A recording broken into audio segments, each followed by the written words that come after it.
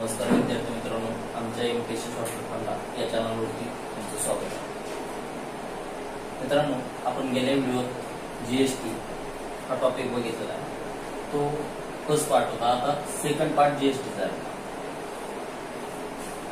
आपण हा आयोगाच्या दृष्टिकोनातून निवडलेला चॅप्टर आहे आणि तुम्ही पूर्ण हा व्हिडिओ पाहता, शेवटपर्यंत पहा, जेणेकरून तुम्हाला पूर्ण लिंक लागेल. आज आपण या व्हिडिओमध्ये जीएसटीचे फायदे काय, जीएसटीला मंजुरी देणार पहिलं राज्य कोणतं, जीएसटी परिषद काय वगैरे सगळ्या गोष्टी पाहणार आहोत या व्हिडिओमध्ये आज आपण. ओके. आता जीएसटी आपल्या भारतात दुहेरी जीएसटी लागू केलेला आहे. दुहेरी जीएसटी म्हणजे काय? केंद्राचा जीएसटी त्याला सीजीएसटी म्हणतो आणि राज्याचा जीएसटी त्याला एसजीएसटी म्हणतो. असा दुहेरी जीएसटी लागू केलेला आपण. आता दुहेरी जीएसटी कोणत्या देशाच्या पद्धतीचा स्वीकार केला आहे भारतानं? तर कॅनडा या देशाचा पद्धतीत स्वीकार केला आहे. कॅनडात पण आपल्याला माहिती आहे सीजीएसटी आणि एसजीएसटी असा दुहेरी जीएसटी लावला जातो. ओके. म्हणजे तुम्हाला पण विचारू शकता की भारताने कोणत्या देशाच्या म्हणजे दुहेरी जीएसटी ज्याचा स्वीकार केला तो कोणत्या देशाकडून घेतलेला आहे? तर कॅनडा या देशाकडून आपण बघितलेला आहे दुहेरी जीएसटी घेतलेला आहे. आणि आपण गेल्या व्हिडिओत पण बघितलेलं, पहिल्यांदा कॅनडा या देशानं जीएसटी लावण्याचा प्रयत्न केलेला होता 1905 ला, पण तो अयशस्वी झाला. त्याच्यानंतर त्यांनी दुसऱ्यांदा पुन्हा जीएसटी लावला. आज जगातला सर्वात शक्तिशाली जीएसटी कोणत्या देशात आहे? तर जगातला सर्वात शक्तिशाली जीएसटी तो म्हणजे कॅनडा या देशामध्ये. ओके. आता जीएसटीचे दर जे येतात, तर जीएसटीचे दर सध्या 4 येतात. एक 5% जीएसटी दर 5%, 12%, त्याच्यानंतर 18% आणि 28% असे जीएसटीचे सध्या 4 दर आहेत. किती? जीएसटीचे 4 दर आहेत. 5%, 12%, 18% आणि 28% असे जीएसटीचे 4 दर आहेत. ओके. त्याच्यानंतर बघा जीएसटीचे फायदे काय. आता जीएसटीमुळे आपल्या अर्थव्यवस्थेचा सगळ्यात महत्वाचा फायदा कोणता आहे? तर आपल्या अर्थव्यवस्थेत 2 ते 3% आपली काय होणार आहे? ग्रोथ रेट वाढणार आहे आपल्या जीएसटीमुळे. त्याच्यानंतर एकच राष्ट्रीय बाजार निर्माण होणार आहे. म्हणजे आपल्याला माहिती आहे एक देश एक कर प्रणाली या तत्वावर आपण स्वीकार केलेला आहे. ओके. दुसरी गोष्ट बघतो आपण, आपला ही जी प्रशासनाची पद्धत जी होणार आहे जीएसटी आकारण्यात ती एकदम सोप्या पद्धतीने होणार आहे. ओके. आता माहिती तंत्रज्ञान वगैरे याच्यामुळं जीएसटीमुळे कर चुकवेगिरी वगैरे ह्या प्रमाण कमी होणार आहे. त्याच्यानंतर महसुली कार्यक्षमता वाढणार आहे. आता खर्च जीएसटीमुळे काय होणार आहे? कमी होणार आहे. कारण की अनेक अप्रत्यक्ष कर आपण काय केले जीएसटी मध्ये एकत्र केल्यामुळे आपण बघतो जवळपास 17 टोटल कर 17 आहेत की जीएसटी मध्ये काय केलेले आहेत आपण विलीन केलेले. त्याच्यामुळे जीएसटीवरचा जो खर्च आहे प्रशासनाचा खर्च सुद्धा कमी होणार आहे जीएसटीमुळे. ओके. आता जीएसटी परिषद बघा. जीएसटी परिषद माहिती 101वी घटना दुरुस्ती केलेली आपण त्याच्यासाठी. 101व्या घटना दुरुस्तीने 279(1) हे आपण कलम टाकून जीएसटी परिषद तरतूद केलेली. म्हणजे ही घटनात्मक तरतूद आहे, ध्यानात ठेवा. जीएसटी परिषद कशी आहे? तर जीएसटी परिषद ही घटनात्मक आहे. हा पण क्वेश्चन तुम्हाला विचारू शकते. जीएसटी परिषद तुमची वैधानिक आहे का संविधानिक आहे? ध्यानात ठेवा, वैधानिक म्हणजे संसदीय कायदा करून असते आणि संविधानिक म्हणजे घटनेच्या कलमामध्ये जी तरतूद दिलेली असते ती म्हणजे संविधानिक असते. तर जीएसटी परिषद आपल्या घटनेच्या कलमामध्ये तर किती म्हणजे 279(1) या कलमामध्ये आपण तरतूद केलेली. आता तिचं अध्यक्ष कोण असतं? आता जीएसटी परिषद कशासाठी आणलेली हे पण बघणार आहेत आपण. त्याच्यानंतर तिचा सध्या अध्यक्ष बघू आपण. सध्या अध्यक्ष जे असतात केंद्रीय वित्त मंत्री हे जीएसटी परिषदेचे अध्यक्ष असतात. त्याच्यानंतर सदस्य कोण असतात? वित्त किंवा महसूल विभागाचे केंद्रीय राज्यमंत्री. कोण? वित्त किंवा महसूल विभागाचे केंद्रीय राज्यमंत्री. आणि घटक राज्याचे वित्त किंवा कर मंत्री किंवा राज्य शासनाने नामनिर्देशित केलेले वित्त मंत्री म्हणजे नॉमिनेटेड केलेले पण असतात. पण कोण करतं हे नॉमिनेटेड? तर राज्य शासनाने नामनिर्देशित केलेले मंत्री. त्याच्यानंतर सचिव कोण यायचं? तर सचिव महसूल विभागाचे सचिव हे त्याचे सचिव असतात जीएसटी परिषदेचे. आणि जीएसटी परिषदेचं सचिवालय कुठे आहे? तर जीएसटी परिषदेचं सचिवालय दिल्ली या ठिकाणी जीएसटी परिषदेचं सचिवालय. ओके, ध्यानात ठेवा. जीएसटीचा अध्यक्ष तुम्हाला डायरेक्ट पंतप्रधान हा अध्यक्ष देते, तर चुकीची गोष्ट आहे. तर अध्यक्ष कोण असतं? केंद्रीय वित्त मंत्री हा अध्यक्ष असतो. शब्दावर फोकस करा. आणि हे सर्व आपण आयोगाच्या दृष्टिकोनातून बघतो. पूर्ण म्हणजे आयोगाला कसे क्वेश्चन येतील या दृष्टिकोनातून आपलं चाललेलं आहे. त्याच्यामुळे शेवटपर्यंत तुम्ही व्हिडिओ बघत राहा. बघा, अध्यक्ष केंद्रीय वित्त मंत्री असते. इथं पंतप्रधान टाकतील तुम्हाला, तर ध्यानात ठेवा केंद्रीय वित्त मंत्री. सदस्य वित्त किंवा महसूल विभागाचे केंद्रीय राज्यमंत्री आणि घटक राज्याचे राज्य किंवा कर मंत्री किंवा राज्यशास्त्राने नॉमिनेटेड केलेले मंत्री. सचिव बघतो आपण, महसूल विभागाचे सचिव असतात. आणि जीएसटी परिषदेचं सचिवालय कुठे? तर दिल्ली या ठिकाणी जीएसटी परिषदेचं सचिवालय. आता जीएसटी परिषदेला मताधिकार दिलेला आहे. आपण जीएसटी परिषदेला मताधिकार दिलेला आहे. जीएसटी परिषदेला हजर आणि मतदानात भाग घेणाऱ्या, बघा, हजर आणि मतदानात भाग घेणाऱ्या सदस्याच्या 3/4 एवढा मताधिकार दिलेला आहे. 3/4 एवढा मताधिकार दिलेला आहे.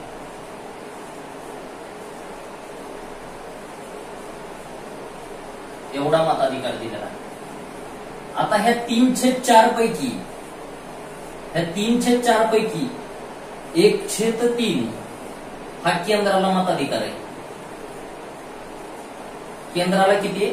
1/3 केंद्राला आहे आणि 2/3 हा राज्याला मताधिकार दिलेला आहे.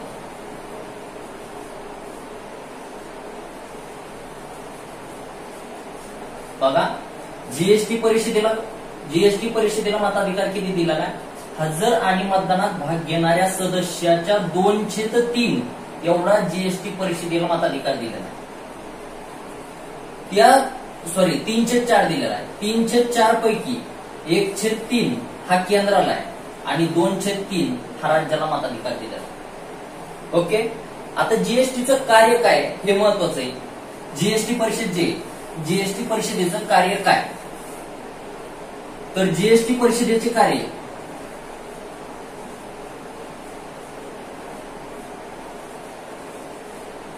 बघा, जीएसटी परिषदेचं कार्य बघायला महत्वाचं आहे, खूप महत्वाचं आहे. जीएसटीचा दर कोण ठरवणार? मग तुमची सीजीएसटी असू, एसजीएसटी असू किंवा आयजीएसटी असू, याचे जे दर ठरवणार आहे, तर जीएसटीचे दर ही जीएसटी परिषद ठरवणार आहे. त्याच्यानंतर जीएसटी मध्ये कोणते कर वर्ग करायचे आणि कोणते कर वर्ग न करायचे हे सुद्धा जीएसटी परिषद ठरवणार आहे. त्याच्यानंतर जीएसटी परिषदेची जी यादी आपण बघितलेली, बाबा कोणते म्हणजे कर ऍड करायचे किंवा नाही करायचे, त्याची यादी कलम 279B नुसार जीएसटी परिषद त्याची लिस्ट तयार करते. ओके, त्याच्यानंतर जीएसटी साठी उलाढाल मर्यादा ही सुद्धा जीएसटी परिषद ठरवणार आहे. आपल्याला माहिती आहे सध्या उलाढाल मर्यादा जीएसटीची उलाढाल मर्यादा, सध्या जीएसटीची उलाढाल मर्यादा आपण गेल्या व्हिडिओत पण बघितलेली, तर कमीत कमी 20 लाख एवढी ठेवली.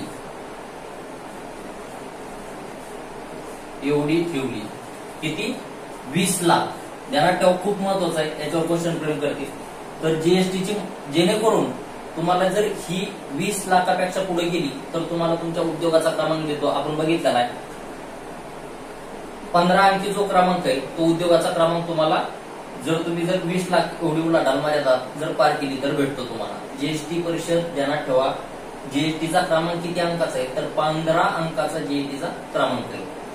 ओके, त्याच्यानंतर बघा, जीएसटी साठी कायदा करण्याची तत्वे, जीएसटीची विभागणी, पुरवठा वगैरे हे जे ठरवणार आहे हे सगळं जीएसटी परिषद बघितली. बघा, जीएसटी परिषदेचे कार्य एकतर जीएसटीचे दर ती ठरवणार आहे. दुसरी गोष्ट, कोणते कर जीएसटीत वर्ग करायचे, कोणते कर वर्ग न करायचे याची लिस्ट आपली जीएसटी परिषदच तयार करते. जीएसटीची उलाढाल मर्यादा ही ठरवण्याचा अधिकार सुद्धा जीएसटी परिषदेलाच आहे. ओके, हे असे जे काम आहेत ते जीएसटी परिषदेचे कार्य येतात. आता जीएसटी परिषदेअंतर्गत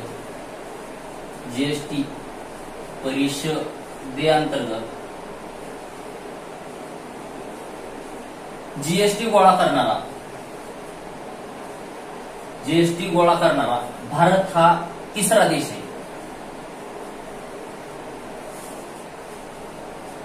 भारत तिसरा देश आहे.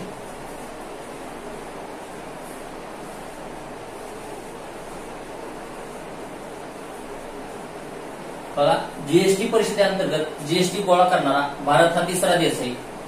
1 ब्राझील, 2 कॅनडा आणि 3 भारत.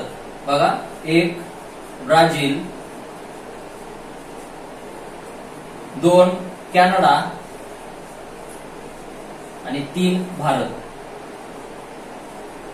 बघा, जीएसटी परिषदेअंतर्गत जीएसटी गोळा करणारा 1 ब्राझील, 2 कॅनडा आणि 3 भारत आहे. ओके, आता जीएसटीला मंजुरी देणारे भारतातलं पहिलं राज्य बघायचं कोणतंही. बघा, जीएसटीला मंजुरी देणार आपल्याला पहिले 3 ध्यानात ठेवायचे आणि आपण शॉर्टकट स्ट्रिकच्या माध्यमातून ध्यानात ठेवणार आहे.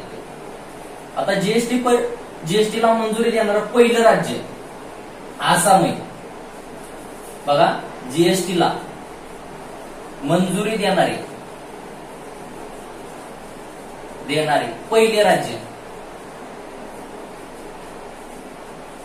पहिले राज्य आसाम,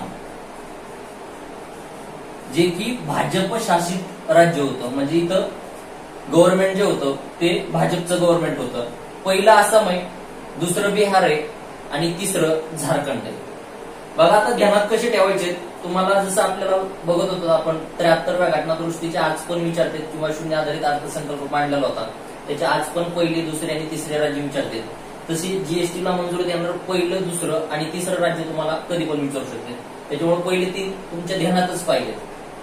ओके, आता जीएसटीला मंजुरी देणारे पहिले 3 राज्य आपण शॉर्टकट स्ट्रिकच्या माध्यमातून ध्यानात ठेवणार आहेत. बघा, बघा, जीएसटीचा असा बाजार. बघा, जीएसटीचा असा बाजार म्हणजे बघा, जीएसटीचा असा बाजार म्हणजे बघत होतो आपण कर प्रणालीचा, त्याच्यामुळे बाजारच असणार आहे त्याचा. त्याच्यामुळे आसा म्हणजे आसाम पहिलं, बा म्हणजे बिहार आणि झार म्हणजे झारखंड. बघा, जीएसटीचा असा बाजार पहिली 3 बघायला आलो. आसा म्हणजे आसाम, बा म्हणजे बिहार आणि झा म्हणजे झारखंड. ओके, हे पहिले 3 बघत होतो आपण. जीएसटीला मंजुरी देणारं पहिलं राज्य आसाम आहे. त्याच्यानंतर आसामचं वैशिष्ट्य बघितलं, तिथं गव्हर्नमेंटच भाजपचं होतं. त्याच्यानंतर बिहारचं दुसऱ्याचं वैशिष्ट्य की तिथं म्हणजे नॉन एनडीए सरकार होतं, म्हणजे भाजपचं सरकार नसतानाही मंजुरी देणारं पहिलं बिहार आहे आणि एकूणातलं दुसरं आहे आणि झारखंड तिसरं आहे. त्याच्यानंतर महाराष्ट्राचा क्रमांक ध्यानात ठेवा. महाराष्ट्र जीएसटीला मंजुरी देणारे 10वे राज्य. बघा, महाराष्ट्र जीएसटीला मंजुरी देणारे 10वे राज्य. त्याच्यानंतर ओडिसा हे एक ध्यानात ठेवा, त्याचं पण वैशिष्ट्य आहे. ओडिसा हे जीएसटीला मंजुरी देणारं 16वं राज्य. जेणेकरून आपल्याला माहिती आहे जीएसटीला एक संघराज्यात्मक वैशिष्ट्य पद्धतीमध्ये येत आहे. त्याच्यामुळं संसदेचं विशेष बहुमत प्लस निम्म्या राज्याचं साधं बहुमत लागत होतं. त्याच्यामुळे बघत होतो संसदेचे विशेष बहुमत आणि निम्म्या राज्याचं साधं बहुमत लागण्यासाठी आपल्याला 16 राज्याची परवानगी महत्वाची होती, म्हणजे मंजुरी महत्वाची. म्हणजे ते 16वं राज्य म्हणजे ओडिसा होतं. जेणेकरून आपले ओडिसा राज्याने मंजुरी दिल्याच्या नंतर राष्ट्रपतींनी त्याच्यावर सही केली, जेणेकरून आपलं कायद्यात रूपांतरित झालेली जीएसटी आणि त्याच्यानुसार आपली 101वी घटना दुरुस्ती झालेली. ओके, त्याच्यानंतर 23 राज्यांना जीएसटीला एकूण मंजुरी दिलेली होती. किती? 23 राज्य. 23वे राज्य होतं त्रिपुरा. 23वे राज्य त्रिपुरा होते. बघा, आपण थोडक्यात पुन्हा रिव्हिजन घेऊ. बघा जीएसटीला मंजुरी देणारं पहिलं राज्य बघितलेलं होतं आपण आसाम. त्याच्यानंतर ते शॉर्टकट स्ट्रिकच्या माध्यमातून पहिले 3 देण्यात ठेवायचा प्रयत्न केलाय. जीएसटीचा असा बाजार म्हणजे आसाम म्हणजे आसाम, बा म्हणजे बिहार आणि झार म्हणजे झारखंड. त्याच्यानंतर जीएसटीला महाराष्ट्राचा क्रमांक देण्यात ठेवा.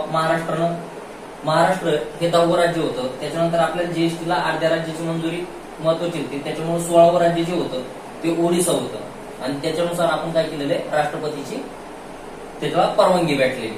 त्याच्यानंतर एकूण 23 राज्यांना हे केलेलं होतं, जीएसटीला मंजुरी दिलेली होती. त्याच्यापैकी 23वं राज्य जे आहे ते आपलं त्रिपुरा आहे.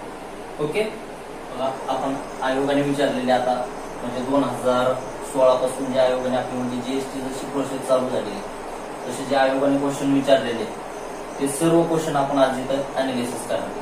त्याच्यानंतर आपण बघितलेले पूर्ण मागील व्हिडिओमध्ये म्हणजे जीएसटीत कोणते कर म्हणजे विलीन केले किंवा कोणते नाही केले, केंद्राचे कोणते, राज्याचे कोणते, हे सगळं आपण शॉर्टकट स्ट्रिकच्या माध्यमातून पाहिलेलं. तेच क्वेश्चन आपण इथं आता लागू होत आहेत नाही ते बघणार आहे. आपण शॉर्टकट स्ट्रिक ज्या बघितलेल्या आहेत त्या लागू होत नाही ते बघणार आहेत आपण. ओके, आता पहिला क्वेश्चन काय, डॅश डॅश वगळून बघा, डॅश डॅश वगळून बाकी सर्व अप्रत्यक्ष कर, बघा डॅश डॅश वगळून बाकी सर्व प्रत्यक्ष कर जीएसटी मध्ये समाविष्ट करण्यात आलेले, असा क्वेश्चन विचारला होता. म्हणजे कोणता कर आहे असा की तो जीएसटी मध्ये समाविष्ट करण्यात आलेला नाही, असा क्वेश्चन आहे तो. पहिला आहे बघा उत्पादन शुल्क, दुसरा पर्याय सीमा कर, तिसरा पर्याय मूल्यवर्धित कर आणि चौथा पर्याय विक्री कर. बघा आपण 7 कर जे आहेत की जीएसटी मध्ये विलीन केलेले नाहीत, किती एकूण 7 कर आहेत, ते आपण शॉर्टकट स्ट्रिकच्या माध्यमातून पण बघितलेले आहेत. आता बघा आपली शॉर्टकट स्ट्रिक काय होती की सीमाने रस्त्यावरील प्रवाशाची प्रॉपर्टी निर्यात करताना टोलवर वीज मुद्रा दिली. ओके, आता पहिली सुरुवातच होती सीमाने. बघा आता याच्यात इथं पहिला सेकंड पर्याय की सीमा कर हा जीएसटी मध्ये गेलेला नाही. म्हणजे मी जे आता शॉर्टकट स्ट्रिक सांगितलेली ती जीएसटीत वर्ग न झालेले कर होते. सीमाने रस्त्यावरील प्रवाशाची प्रॉपर्टी निर्यात करताना टोलवर वीज मुद्रा दिली, म्हणजे सीमा कर, रस्ते कर, त्याच्यानंतर प्रवासी कर, प्रॉपर्टी, निर्यात कर, टोल कर, वीज आणि मुद्रा हे जीएसटी वर्ग केलेले नाही. त्याच्यामुळे आपला सेकंड पर्याय बघा आपण लागू झालेला आहे. त्याच्यानंतर बघा दुसरा क्वेश्चन आहे, भारतात 1 जुलै 2017 पासून बघा जीएसटी कधी लागू झालेला आहे तर 1 जुलै 2017 जीएसटी डेट महत्वाची, ती प्रत्येक पेपरला आपल्याला पेपरच्या दृष्टिकोनातून ती महत्वाची. बघा क्वेश्चन काय आहे, भारतात 1 जुलै 2017 पासून वस्तू व सेवा कर लागू केल्यामुळे केंद्र आणि राज्य यांचे किती कर कमी झाले, असं क्वेश्चन आहे. आता मी तुम्हाला सांगितलं टोटल आपले 17 कर जे येतं ते काय झालेले कमी झालेत, एकूण 17. आता जर तुम्ही पाठीमागचा जर व्हिडिओ बघितलेला असेल तर आपण सगळं डिटेल मध्ये घेतलेलं आहे, त्याच्यामुळे तुम्हाला लगेच क्लिक झाला असतं. बघा टोटल 17 कर कमी झालेले, त्याच्यात ते पैकी आपल्याला बघितलेले केंद्राचे जे आहेत ते 8 येतं आणि राज्याचे जे आहेत ते 9 येतं. ते पण आपण शॉर्टकट स्ट्रिकच्या माध्यमातून बघितलेले, म्हणजे राज्याचे कोणते कर विलीन झालेले आणि केंद्राचे कर कोणते विलीन झालेले जीएसटी मध्ये, हे पण शॉर्टकट स्ट्रिकच्या माध्यमातून बघितलेले. तर बघा इथं पर्याय आपला थर्ड पर्याय जो येतो, पहिला पर्याय होता केंद्राचे 6 आणि राज्याचे 11, 6 आणि 11 17 होती बेरीज, पण तो येत नाही. केंद्राचे 7 आणि राज्याचे 9. त्याच्यानंतर तिसरा पर्याय केंद्राचे 8 आणि राज्याचे 9 आणि चौथा पर्याय होता केंद्राचे 9 आणि राज्याचे 8. टोटल 17 येतं, पण ध्यानात ठेवा केंद्राचे 8 आणि राज्याचे 9 असे टोटल 17 कर जीएसटी मध्ये विलीन झालेले. आता राज्याचे कोणते ते पण आपण शॉर्टकट स्ट्रिकच्या माध्यमातून पाहिलेले, पण अजून पण पुन्हा एकदा सांगतो, हॉट कवीने लॉटरीची करमणूक जपत लक्झरी खरेदी करून राज्य आधी उपकार केला. म्हणजे हॉट म्हणजे वॅट, कवी म्हणजे केंद्रीय विक्री कर, त्याच्यानंतर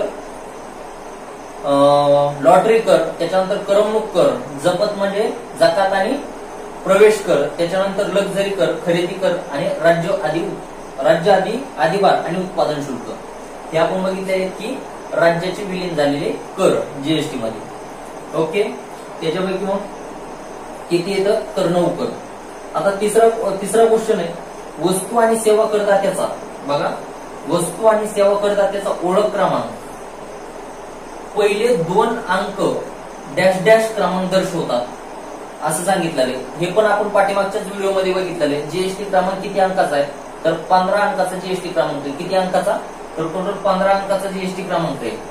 तर पहिले दोन जे आहेत बघा, आता इथं पर्याय काय काय दिलेले, उत्पादनाचा क्रमांक, दुसरा पर्याय राज्याचा क्रमांक, तिसरा पर्याय देशाचा क्रमांक आणि चौथा पर्याय सेवाचा क्रमांक. आता हे तर दोन कटलेच, तिसरा आणि चौथा, देशाचा क्रमांक आणि सेवाचा क्रमांक असं काही नाहीच त्या 15 अंकामध्ये. त्याच्यामुळे तिसरा आणि चौथा कटला राहिला, पहिला आणि दुसरा. आता 15 अंक काय आहेत बाबा, पहिले दोन जे त्यांनी विचारले, पहिले दोन काय दर्शवतात, पहिले दोन राज्याचा क्रमांक दर्शवतात. त्याच्यानंतरचे 10 म्हणजे 3 ते 12 पर्यंत हे जे दर्शवतात ते तुमचा 10 अंकाचा पॅन क्रमांक असतो ते दर्शवतात. 13वा क्रमांक येतो आपला उत्पादनाचा, पहिला पर्याय आहे, पहिला पर्याय उत्पादनाचा क्रमांक दिलाय, पण तो कितवा क्रमांक आहे, तर 13वा क्रमांक आहे, तो उत्पादनाचा क्रमांक आहे. आणि पहिले दोन जे राज्याचे क्रमांक आहे, 14वा क्रमांक जेड आहे, त्याला काही महत्व नाही. आणि 15वा जो क्रमांक आहे तो संगणक आधारित सेवांच्या समस्या सोडवण्यासाठी आपला 15वा क्रमांक घेतलेला आहे आपण. ओके, पुढचा क्वेश्चन, कोणत्या वित्त आयोगाने जीएसटी साठी, बघा कोणत्या वित्त आयोगाने जीएसटी साठी केंद्रासाठी जीएसटी दर 5%, बघा कोणत्या वित्त आयोगाने केंद्रासाठी जीएसटी 5% दर व राज्यासाठी 7% दर असावा अशी शिफारस केली. बघा त्याच्यात पहिला पर्याय 11वा वित्त आयोग, दुसरा पर्याय 12वा वित्त आयोग, तिसरा पर्याय 13वा वित्त आयोग आणि चौथा पर्याय नीती आयोग. आता त्यांनी विचारतानाच विचारलेले काय, कोणत्या वित्त आयोगाने. आता चौथा तर पर्याय काटला, नीती आयोग विचारलेले, तिथे वित्त आयोगाचं बघायचं आपल्याला, त्याच्यामुळे राहिले 3च पर्याय. बघा केंद्रासाठी जीएसटी 5% दर असावा आणि राज्यासाठी जीएसटीचा दर 7% असावा अशी शिफारस विचारलेली. तर आपल्याला माहिती जीएसटीची शिफारस संकल्पना कुणी आणलेली होती, तर विजय केळकर यांची जीएसटीची संकल्पना होती. आणि ते किती वित्त आयोगाचे अध्यक्ष होते, तर 13 वित्त आयोगाचे अध्यक्ष हे विजय केळकर होते. त्याच्यामुळे इथं पण 13 वित्त आयोग आहे, इथं पर्याय ध्यानात ठेवा, 13 वित्त आयोगाचे अध्यक्ष ते विजय केळकर होते. आणि त्यांनी त्यावेळेस सांगितलं होतं जीएसटीचे दर हे 5% केंद्रासाठी आणि 7% राज्यासाठी असावे. आता सध्या आपण बघतो जीएसटीचे दर 5%, त्याच्यानंतर 12%, त्याच्यानंतर 18% आणि 28%, सध्या 4 आहेत जीएसटीचे दर. आणि जीएसटीचे दर कोण ठरवतं, तर जीएसटी परिषद. ओके, त्याच्यानंतर पुढचा क्वेश्चन आहे 11 वित्त आयोग. आता वित्त आयोगाचे पण तुम्ही बघायला पाहिजे, 11 वित्त आयोगाचा अध्यक्ष कोण आहे. त्याच्यानंतर 12वीचं माहिती रंगराजन आहे आणि 11वीचं खुसरो. ओके, त्याच्यामुळे ध्यानात ठेवा 11 वित्त आयोगाचा अध्यक्ष कोण आहे, खुसरो. त्याच्यानंतर 12वेचं रंगराजन आणि 13वेचं विजय केळकर होते, हे तर आत्ताच बघितलेले आपण. आणि नीती आयोग पण कधीपासून लागू केलाय हे ध्यानात ठेवा, 1 जानेवारी 2015. आता नीती आयोगावर पण सध्या क्वेश्चन चालू येतं, त्याच्यामुळे नीती आयोगाचं पण तुम्ही ध्यानात ठेवा. नीती आयोग कधी स्थापन केलेला आहे, तर 1 जानेवारी 2015, जे आपण नियोजन आयोगाच्या जागेवर आणलेलं आहे. ओके, आता पुढचा क्वेश्चन बघा, खालील विधानाचा विचार करा. आता काय म्हणते बघा, प्रस्तावित, पहिला पर्याय प्रस्तावित वस्तू आणि सेवा कर हा राष्ट्रीय स्तरावरील कर आहे. हे तर माहिती आपल्याला, एक देश एक बाजारपेठ आणि एक कर हे असं लागू केलेलं आहे, म्हणून प्रस्तावित वस्तू आणि सेवा कर हा राष्ट्रीय स्तरावरचा कर आहे, हा बरोबर आहे. दुसरा बघा, हा सेवा कराशी मिळता जुळता आहे, हा दुसरा पर्याय. आणि तिसरा पर्याय, यामध्ये आदान करासाठी पतपुरवठ्याची सुविधा आहे. आता तिसरा पण बरोबर आहे, हे माहिती आदान करासाठी पतपुरवठ्याची सुविधा. आता दुसरा बघा, हा सेवा कराशी मिळता जुळता म्हणतोय, तर हे चुकीचं आहे, कारण की हा वॅट सी मिळता जुळता आहे. कसं आहे, वॅट सी मिळता जुळता असल्यामुळे हा ब कट आहे, ब कट होतो, त्याच्यामुळे ब कुठं आहे, सेकंड पर्याय ब आहे. आता थर्ड पण बरोबर आहे, त्याच्यामुळे पहिला पण काटला, कारण की आदान करासाठी पतपुरवठ्याची सुविधा पण आहे त्याच्यात, म्हणजे फक्त अ येणार नाही. आता ब काटलाय, ब अजून चौथ्या पर्याय आहे, चौथा पण काटला, राहिला 3 नंबर अ आणि क. हा कोणाशी मिळता जुळता आहे, तर थोडा थोडा वॅटशी मिळता जुळता आहे, सेवा कराशी नाही. त्याच्यानंतर आपल्याला माहिती आहे, आता जीएसटी लागू झाल्याच्या नंतर 5 वर्षासाठी राज्यांच्या महसुलात घट झाल्यास जीएसटी थ्रू काय केली जाणार आहे, नुकसान भरपाई त्या राज्याला दिली जाणार आहे. आणि ही नुकसान भरपाई कोण ठरवणार आहे, तर जीएसटी परिषद. किती वर्षासाठी ध्यानात ठेवा, तर 5 वर्षासाठी नुकसान भरपाई असणार आहे. म्हणजे जर तुम्ही जीएसटी लागू झालाय, जीएसटी लागू झाल्याच्या नंतर जर राज्याला महसुलामध्ये जर घट झाली त्यांची जी नुकसान भरपाई असेल ही जीएसटी परिषद अंतर्गत ठरवून त्यांची ती नुकसान भरपाई दिली जाणार आहे, हे पण ध्यानात ठेवा. मित्रांनो, आमचा जर व्हिडिओ आवडला असेल लाईक करा, सबस्क्राईब करा आणि मित्रांबरोबर शेअर करा. थँक्यू.